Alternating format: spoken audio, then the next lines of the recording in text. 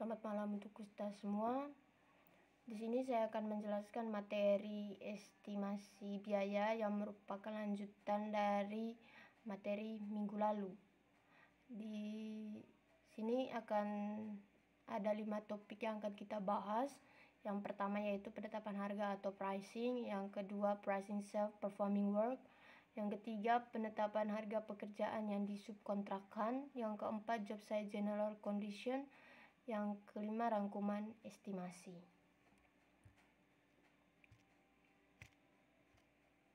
Yang pertama yaitu penetapan harga atau pricing. Hal-hal yang menentukan dalam penyusunan estimasi yang tepat bagi kontraktor ada 5.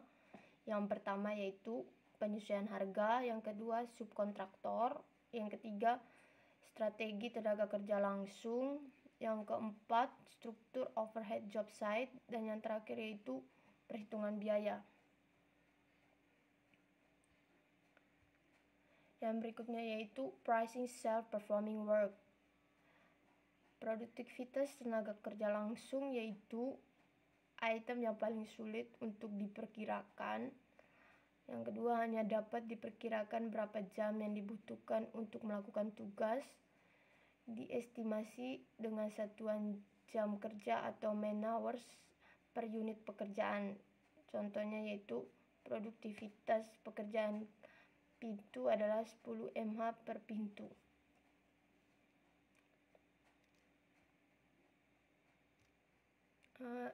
Dalam sistem ini memungkinkan terjadinya fluktuasi tingkat tenaga kerja, variasi geografis dan waktu.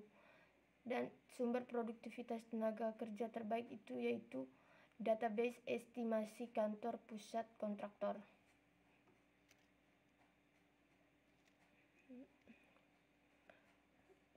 Tingkat upah pekerja ditentukan oleh yang pertama yaitu lokasi kerjanya, yang kedua perjanjian serikat pekerja apabila ada, yang ketiga jenis pekerjaan yang akan dilakukan, dapat berupa gabungan upah pekerja harian dengan mandor, dapat juga berupa rata-rata dari gaji pekerja harian, dapat juga menggunakan tingkat upah campuran yang memperhitungkan tukang kayu, buruh, dan tukang batu, serta tukang besi.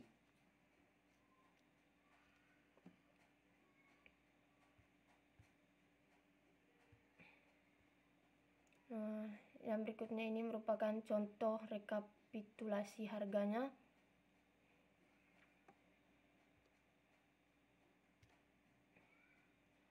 Yang berikutnya yaitu penetapan harga pekerjaan yang disubkontraktorkan. Sumber harga subkontraktor terbaik yaitu berasal dari subkontraktor itu sendiri, di mana subkontraktor diundang untuk menawar proyek sebagai satu dari langkah awal dalam proses estimasi. Di mana di sini peran dari subkontraktor yaitu melaksanakan pekerjaan yang dibebankan oleh kontraktor utama.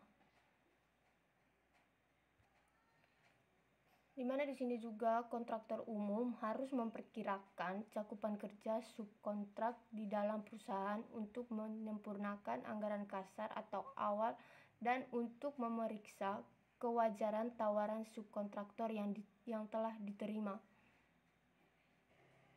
Baik, di sini juga dapat lihat bahwa kontraktor dapat menolak atau menerima penawaran dilihat dari estimasi awal kontraktor.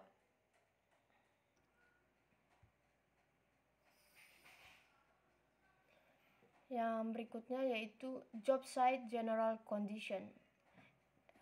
Di sini estimasi kondisi umum job site bergantung pada durasi pelaksanaan, sehingga kontraktor harus memiliki gambaran tentang durasi konstruksi proyek tersebut.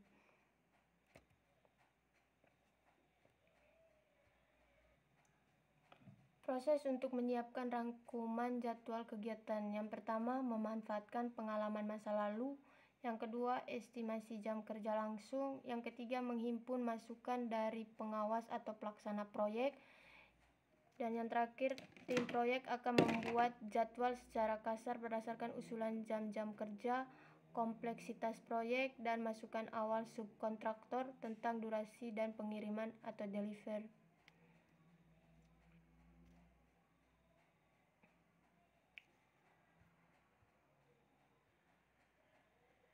Dan yang terakhir topik yang akan kita bahas yaitu rangkuman estimasi. Yaitu sebuah rangkuman estimasi akan digunakan untuk mengumpul semua estimasi pekerjaan langsung, harga subkontraktor, kondisi umum, dan markup.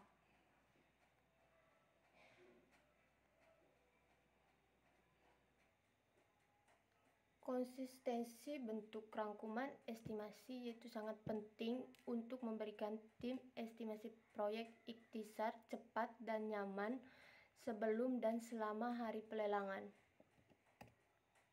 Dan juga estimasi ini penting secara keseluruhan perusahaan konstruksi manapun agar memiliki bentuk estimasi, manajemen konstruksi, dan akuntansi biaya yang konsisten.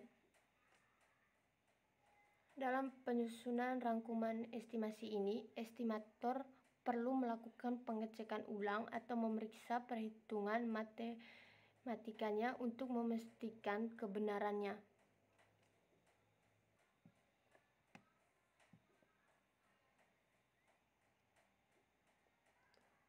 Dan yang terakhir ini merupakan gambaran mengenai rangkuman estimasi.